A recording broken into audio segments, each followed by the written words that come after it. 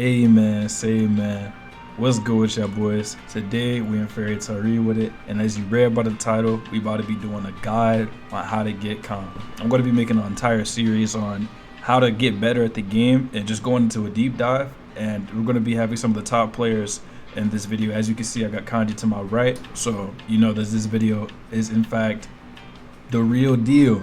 You feel me? We're not going to do the offense. We're going to start with the defensive side. We're going to start with parrying, or some of you guys might call it countering, evasiving.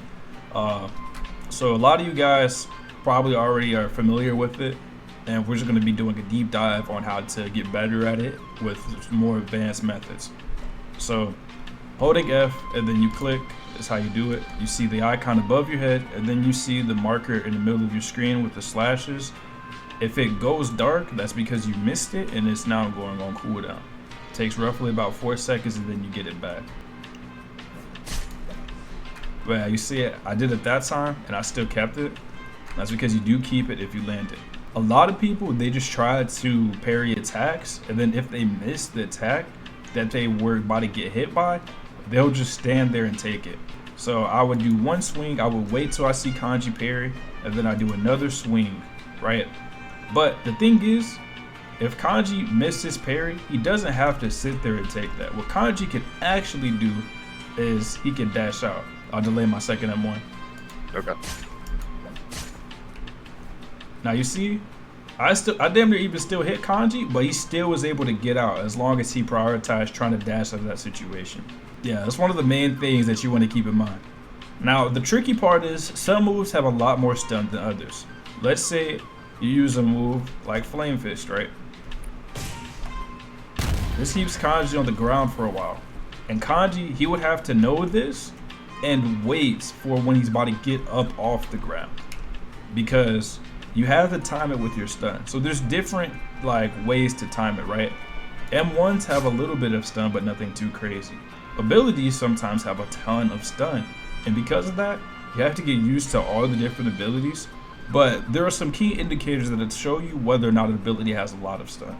The main difference between certain abilities having a lot of stun and little stun is whether or not you end up on the ground after being hit by it.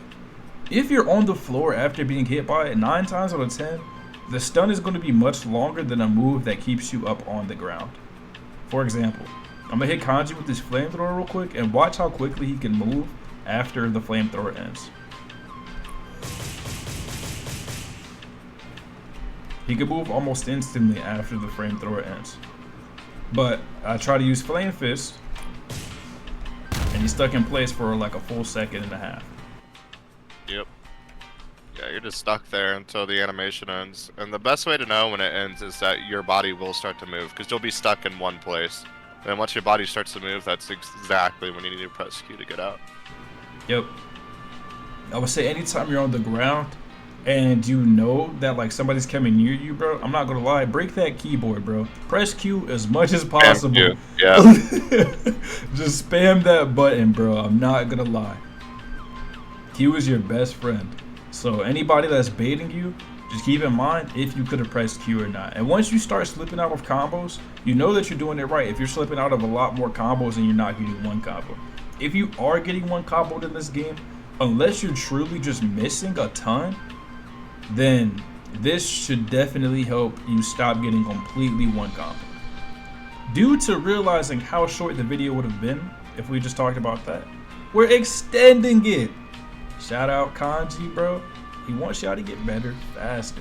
You feel me? Hey, shout out Kanji. Shout out Kanji. Appreciate it. You know what I'm saying?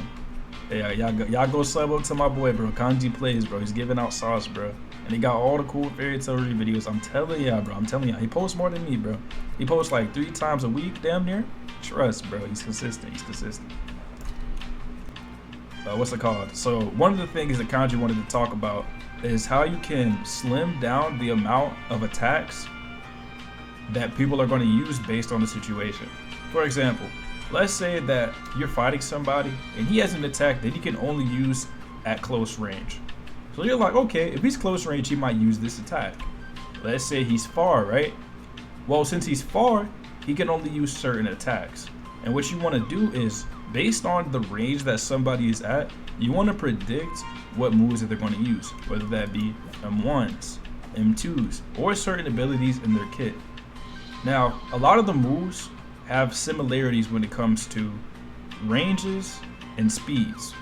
So, a lot of the time, if you fall at least like half of the magics in the game, I won't even say half. I would say at least if you fall about 5 magics, you'll be able to kind of get the idea of the ranges of certain moves. And as long as you fight a decent amount of classes, you'll be able to get enough information to where if you're fighting somebody, you shouldn't be too surprised by what they're able to do.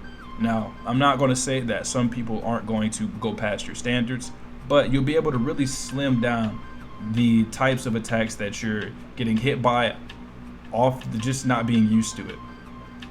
I think the main thing to keep track of when you're getting into the game is attacks that you get hit with frequently.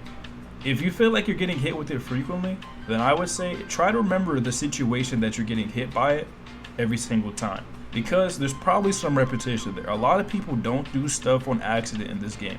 A lot of stuff is done on purpose. So if you keep getting hit with a fireball while you're on the ground, that might be for a reason, bro. You might need to start trying to parry that. You might need to start going for it. If you keep getting hit with flame roars at close range, you might need to figure out their formula on why they're throwing out the flame roar right then and there. And if you can figure out things like this, it'll allow you to basically have a prediction on whatever the enemy is going to do. And by being able to predict what they're going to do, you make your parrying much easier on your side. Definitely true. It makes it much more reactable when you know what's coming. Right. You can react in 2 times the speed because you don't even have to think. You already know. Alright. There's one more thing I want to talk about when it comes to parrying. And this one is going to be a little bit more broad. This contains a little bit about the mindset on offense too.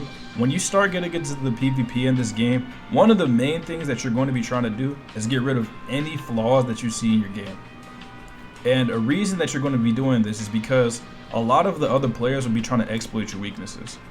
So anything that you see that happens to you and you feel like it's a you problem, specifically other people it doesn't happen to, or maybe it's just something that everybody does to you and you feel like you're struggling with it, 9 times out of 10, you need to keep an open mind, open head, and see what's causing the problem and then try to fix them one at a time. For example, maybe people say that you're easy to read because you do this. It's probably something very specific. You do one specific thing that is making it so easy to PB you or whatever, and everybody's able to see it and capitalize off of it. People are very creative in this game. People have very open minds. People have very advanced problem solving. And because of that, if you have any holes in your offense or your defense, people will capitalize. And the only way to make progress on that is to realize it and then try to get rid of it. And by doing that, it allows you to solidify offense, defense, whatever you need. And hell, it even makes you better at spotting problems in other players and taking advantage the same way that people would do to you. I definitely agree with that. Right. I think it's key to keep in mind too is the one problem at a time, because there's been multiple moments where like I need to get better faster and faster and faster because something's coming up and I'm like, all right, I'll take on all these problems at once. But if you do that, you're gonna end up stacking so much problems that even though you might fix that problem, maybe your solution caused another problem, and if you try and solve all of them at once, it can make a huge mess that you just don't know how to fix anymore. Right. Yeah, definitely one at a time. If you try to do everything at once, it's probably going to get overwhelming, and it's probably not going to be as efficient. I feel like getting one thing done at a time, although it seems kind of odd at first, if you actually focus on it, it's going to be quick, bro. I kid you not. It's going to be like a snap of the finger. The problem is actually taking control of your conscious brain and making yourself stop doing certain things. If you try to play on autopilot and you don't take control of yourself and actually stop, then that's going to be your problem. Some people, they do things that they don't make hard enough efforts to stop certain things. And that's why it's really hard for them to move on and get better. It's because they're not really putting forth the effort to make themselves better. And by you just actually take it serious, hard focusing on one thing at a time, and if since it's only one thing, it's not too much effort, it's going to be a really quick process. You just have to put forth the effort. Alright, so that's really all I got to say about this guide. This guide is pretty much just a full guide on parrying. My next video will be on PBs. You know what I'm saying? Shout out the PB team. Me, Kanji, Kiragashi. You know what it is. You feel me? But yeah, shout out PB team, bro. Shout out PB team. I'm about to be dropping the territory showcase very soon if it's not dropping already. I'm about to get all the editing done today. But yeah, I hope you guys enjoyed. This series will continue ongoing. I hope you guys really dive deep and really get to practicing. I want to see what you guys come up with. I want to see a lot more comp players in this game, man. And I think you guys got the potential, but you really just got to tap into it. A lot of people think that it's really about, you know, experience. Experience definitely helps, but mindset does so much more. You don't have to have the same amount of hours as somebody else does. We've seen players that come in, they don't have that many hours at all, and they're crazy at the game, whether it be just mechanics, whether it just be play style being unique, whether it be play style just being, you know, very good in general, just because they've honed down on certain basic things that make them very strong. We've seen a lot of guys come in that have a lot of potential, and hell, everybody has their own potential, bro. You might not be the craziest player of the game when it first starts. Hell, bro, I wasn't even like I might be #1 now, bro, but I wasn't #1 then, bro. There's a lot of games I come into and I'm not that good, and you spend a little bit of time, and eventually, bro, you just see where you actually can go. And I will say, I'm definitely not one of those type of players where I start off and I spawn in level 100, bro. I start off damn near -5. I'm gonna be so real. You damn near wouldn't even recognize me, bro. Yeah, I just gotta say this, stick to it. You guys can get there, man. I definitely, people are making fun of me when I first started this game. They're saying I was trash, all this and that and the third. And man, I stuck at it. And as long as you keep that mindset, you're always thinking about problem solving and taking it to the next level, you're gonna be able to get there with the Wizard Saints. And hey, man, you maybe even become one yourself. Oh yeah, Wizard Saints tournament coming up soon, bro. You might see a video on that. But yeah, we ain't gonna hold y'all too much longer, bro. We'll see y'all boys. Tune into the next one.